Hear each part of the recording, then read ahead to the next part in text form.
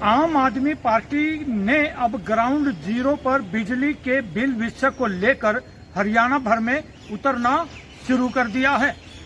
आम आदमी पार्टी के नेता अनुराग ढांडा ने सोनीपत में प्रेस कॉन्फ्रेंस कर नूह विषय मामले पर जांच कराने की मांग सरकार से की है।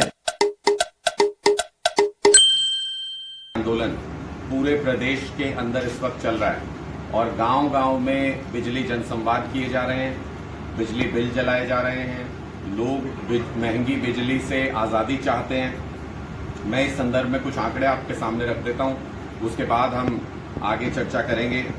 अभी तक हमने जो पूरे आइडेंटिफाई किए 86 विधानसभाओं में ये बिजली आंदोलन हरियाणा के अंदर चल रहा है। 4 विधानसभाएं जो नूह में हिंसा हुई उसकी वजह से अभी डिस्टर्ब्ड हैं। नूह हिंसा मामले को लेकर अनुराग ढांडा ने प्रेस कॉन्फ्रेंस के दौरान कहा कि इस मामले में खास तौर से जांच जरूर होनी चाहिए और जो जावेद का नाम सामने आया है, क्या वह वास्तव में इस हिंसा में शामिल था?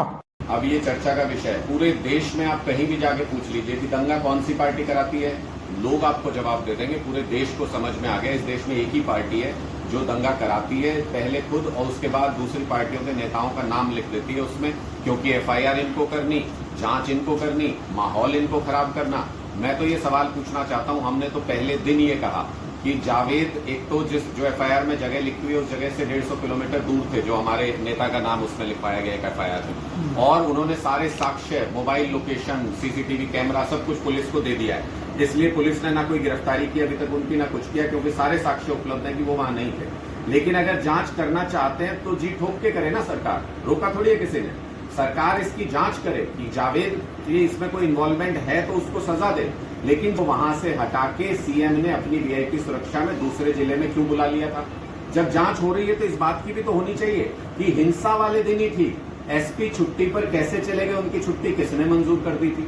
जब जांच हो रही है तो इस बात की भी तो होनी चाहिए कि सीएम को सीआईडी रिपोर्ट करती है। 2020 में बड़ा झगड़ा हुआ था कि गृह मंत्री को करेगी कि सीएम को, सीएम ने कहा मुझे रिपोर्ट करेगी सीआईडी।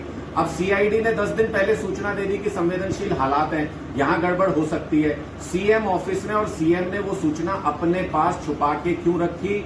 गृह मंत्री और पुलिस ऑन रिकॉर्ड आके कह चुके हैं कि उनको वो सूचना साझा नहीं की गई। क्या सीएम का इसमें सीधे इन्वॉल्वमेंट है नूह के दंगों में? इसकी जांच करने के लिए जुडिशियल जांच से क्यों बच रही है सरकार? सुप्रीम कोर्ट के रिटायर्ड जस्टिस के अंडर एक कमेटी बना करके, क्योंकि प्रदेश में कोई ऐसी संस्था नहीं है। डीजी ने तो आके ये बोल दिया था डीजीपी ने कि इस पे हम एसआईटी बनाएंगे, डीजीपी ने आके इस पे बोल दिया स्पेशल, और मुख्यमंत्री आके कहते हैं नहीं नहीं एसआईटी की कोई जरूरत नहीं। क्यों भाई, जांच से क्यों घबरा रहे हैं मुख्यमंत्री? एक जुडिशियल जांच होनी चाहिए। इस दौरान आम आदमी पार्टी के नेता ने प्रेस कॉन्फ्रेंस के दौरान कांग्रेस के नेताओं पर भी जमकर निशाना साधा। उन्होंने कहा कि जनता सबसे ऊपर होती है, उससे ऊपर कुछ भी नहीं है। जनता को जब जिससे उम्मीद होती है वो उसको वोट देती है, उम्मीद पे खरा नहीं उतरता, वोट नहीं देती है। इसी जनता ने नरवाना से जब कैथल गए सुरजेवाला जी तो उनको 2 बार चुना, अब उन्होंने काम नहीं किया और जनता ने उनको वोट नहीं दिया तो उनको राक्षस कहने लगेंगे। ये प्रवृत्ति बहुत ही गलत है। लोकतंत्र में इस तरीके की भावना बिल्कुल नहीं होनी चाहिए, और अगर वोटर को राक्षस कहने लगेंगे तो इसी वजह से तो कांग्रेस का ये हश्र हुआ है जो हो रहा है, और अगर ऐसी बातें करते रहेंगे तो मुझे लगता है कि कांग्रेस का आगे भी बुरा हाल है।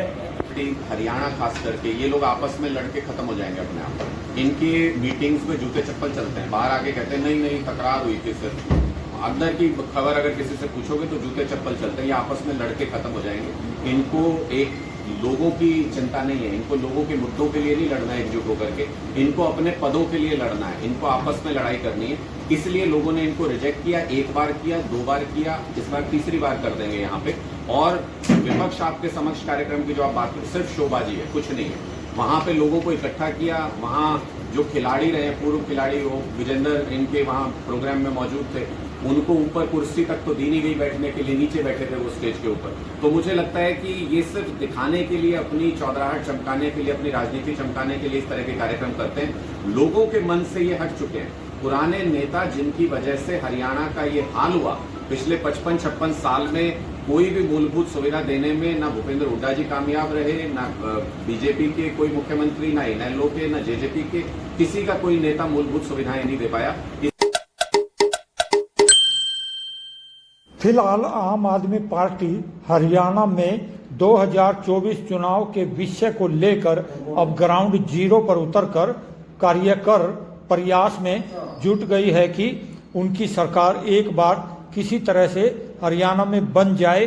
मन लुभावने वादे भी इस मौके पर किए जा रहे हैं। आम आदमी पार्टी के नेता अनुराग ढांडा ने एनसीआर सोनीपत में प्रेस कॉन्फ्रेंस कर दावा किया है कि नू हिंसा में उनकी पार्टी के जो कार्यकर्ता को फंसाया गया है उस संबंध में भी जरूर जांच होनी चाहिए। राजेश खत्री, सोनीपत, हरियाणा।